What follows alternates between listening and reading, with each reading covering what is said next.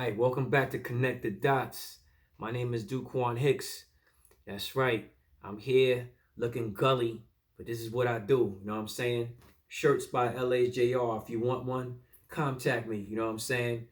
My website is LAJR dot square dot site. You know what I'm saying? So if you want a shirt, hoodie, whatever, contact me. I just had to throw that in there.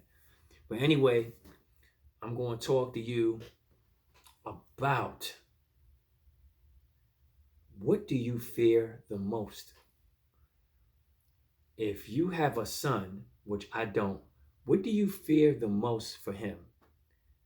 Now, I don't have a son, but I would fear the most from him is him joining a gang, or if he got arrested by the police and they started beating him up, or they, God forbid, killed him. I fear that the most if I had a son. I got two girls, so what I fear the most is that them turning into prostitution.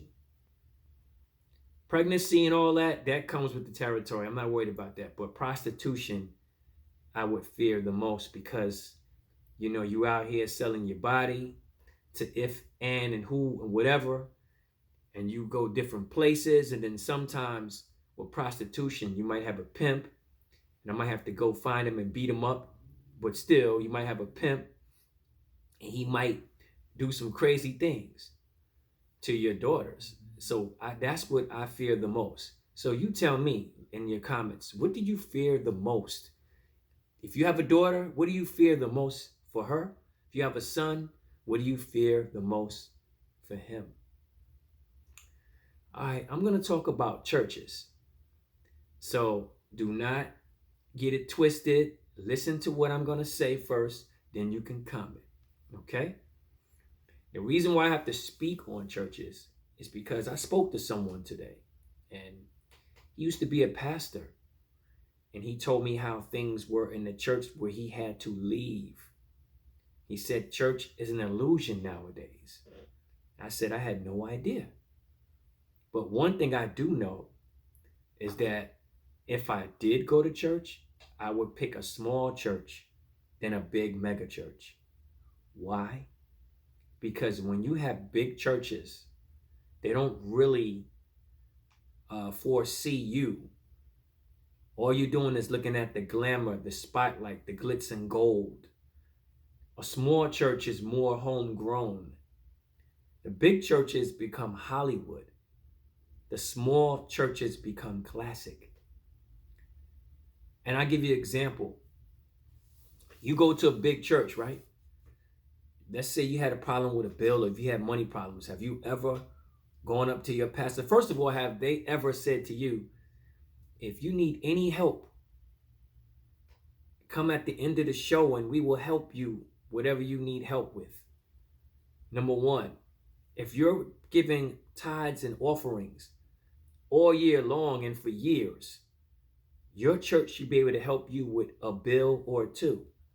But the key is you have to show paperwork saying this is the bill you need it for, of course. But still, they should be able to help you. If your church rejects you and turns you down, you're in the wrong church. You're in the wrong church. Now, I'm not pocket watching churches, but if you go to a mega church, sometimes they pass the plate around 2 or 3 times, right? Somebody putting in 10s, 20s, somebody's putting 10% of their earnings in. And this is every week. So all this money you getting, you mean to tell me you can't help the people in your church that needs help? Now, come on. That's what I'm saying. You should be able to help the people that comes to your church faithfully and puts tithes and offerings in. This is why I can't do church. It's different than when I was coming up. But now I'm going to tell you a story about a good church.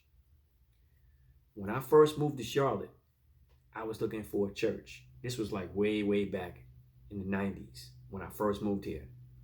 So I seen this church called the Church of Christ in Charlotte.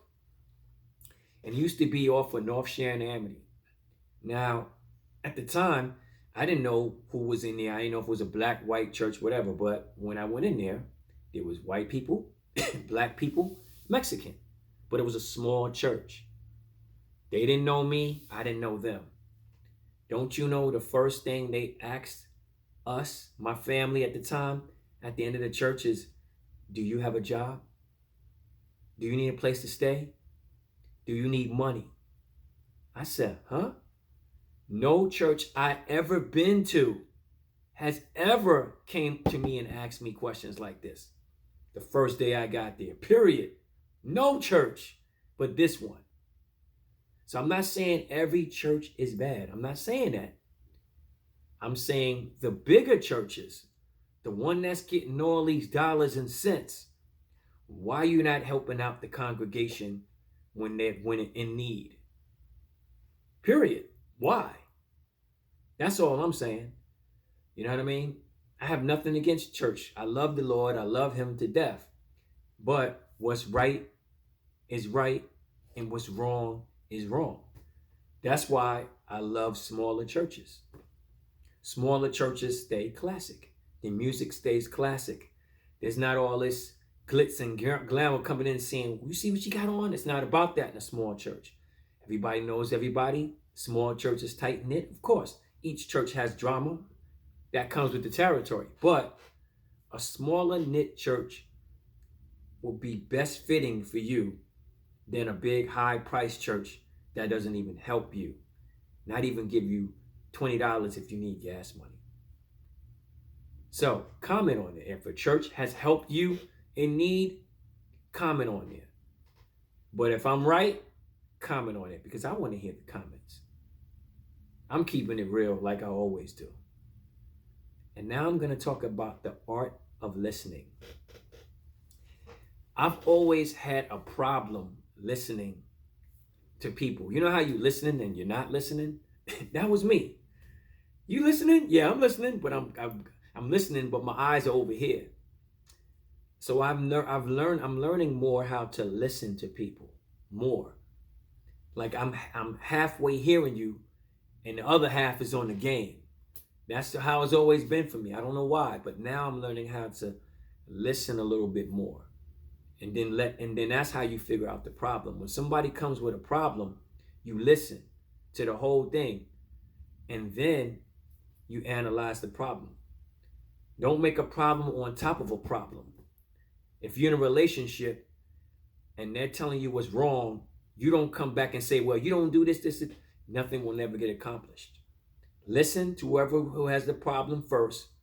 Try to fix it. Then we worry about the problem later.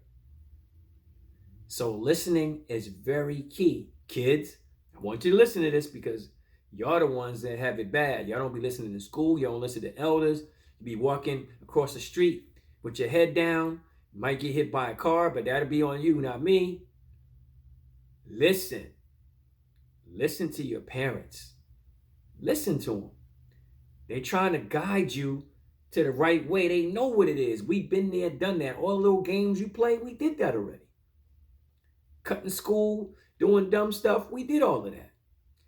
Listen to your parents.